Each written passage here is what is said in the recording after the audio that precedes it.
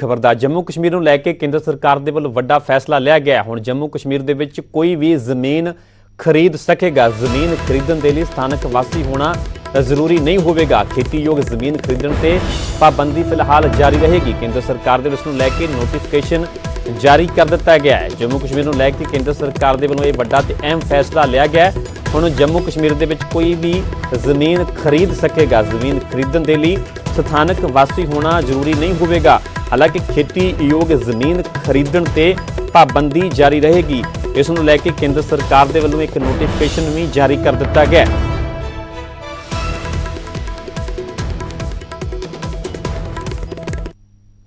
एक बात मैं बहुत जोर देकर और जिम्मेदारी से कह रहा हूं कि कृषि भूमि जो है वो किसानों के लिए आरक्षित रखी गई है। कोई इसमें बाहरी नहीं आने वाला है। जो इंडस्ट्रियल एरियाज हम आइडेंटिफाई कर रहे हैं, जरूर हम चाहते हैं कि यहाँ भी देश की तरह, देश के अन्य राज्यों की तरह यहाँ भी अच्छी इंडस्ट्री आवे, ताकि यहाँ का विकास हो, डेवलपमेंट हो और युवाओं को रोजगार मिले।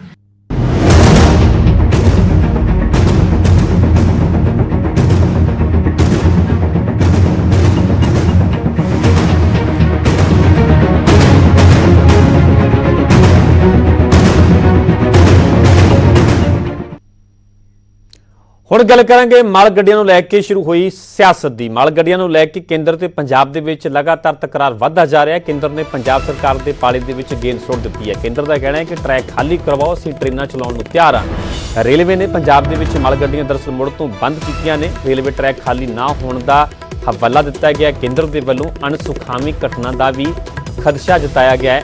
ਕੇਂਦਰ ਦੇ ਵੱਲੋਂ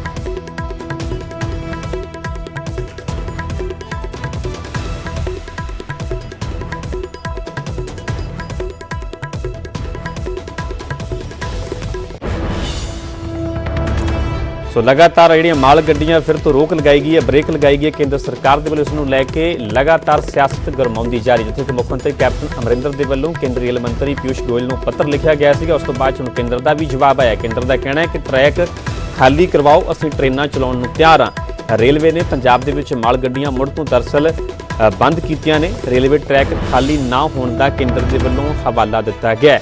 ਉੱਥੇ ਅਣਸੁਖਾਵੀ ਘਟਨਾ ਦਾ ਵੀ ਖਦਸ਼ਾ ਜਤਾਇਆ ਹੈ। सो सियासत इस ते लगातार गरमाउंदी जा रही है। वार पलट वार का सिलसिला जारी है। उत्थे इस फैसले की सख्त शब्दों के अकाली दल के वलों भी निखेधी की जा रही है, कांग्रेस के वलों भी की जा रही है, आम आदमी पार्टी वलों भी की जा रही है। दूजे पासे किसानों का कहना है कि केंद्र के वलों अंदोलन के खिलाफ एक साजिश की जा रही है।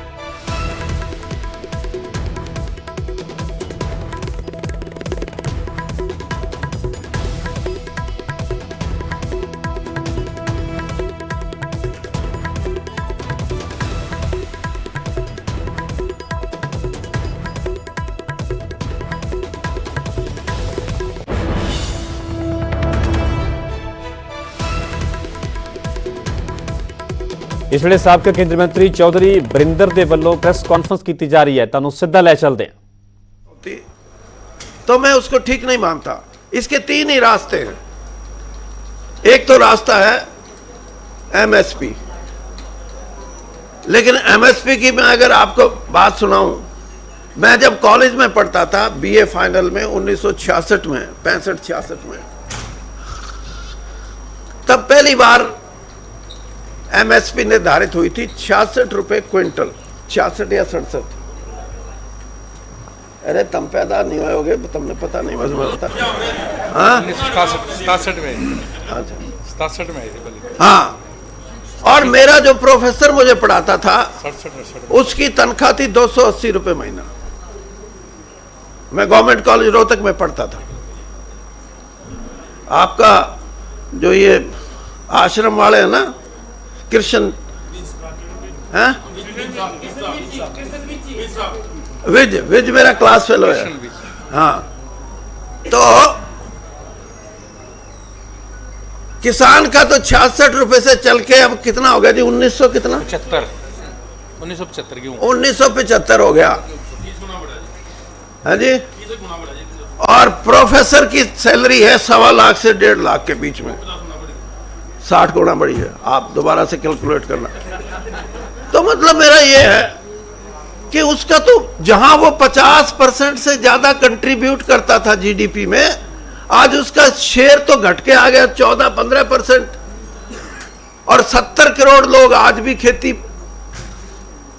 पे टिके हुए हैं। तो नंबर एक बात तो यह है कि एमएसपी अगर प्रोफेसर की तनख्वाह के हिसाब से लगाई जाए तो आज 6,000 रुपये क्विंटल से ज्यादा बनता है, उसी हिसाब से अगर लगाई जाए।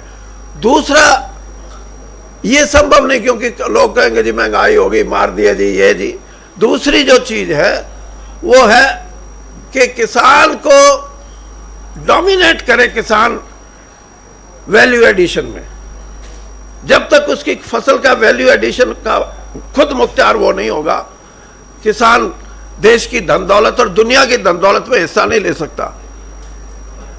मैंने एक प्रोफेसर का लेख पढ़ा था अभी का लेटेस्ट, वो कर्नाटक में एक कॉफी के किसानों के सम्मेलन था, उसमें उसने ये पूछा कि ये बताओ कि आपको जो कंज्यूमर की प्राइस है कॉफी की और आप किसान हो, कितना फर्क है? तो वो कहने लगे जी हमारे को तो इतना पता नहीं। उसने कैलकुलेट करके बताया था कि 45 रुपए की कॉफी का कप अगर 5 स्टार या 3 स्टार होटल में मिलता है तो जिसने कॉफी पैदा की है उसका हिस्सा 1 रुपया 45 पैसे। तो इस तरह का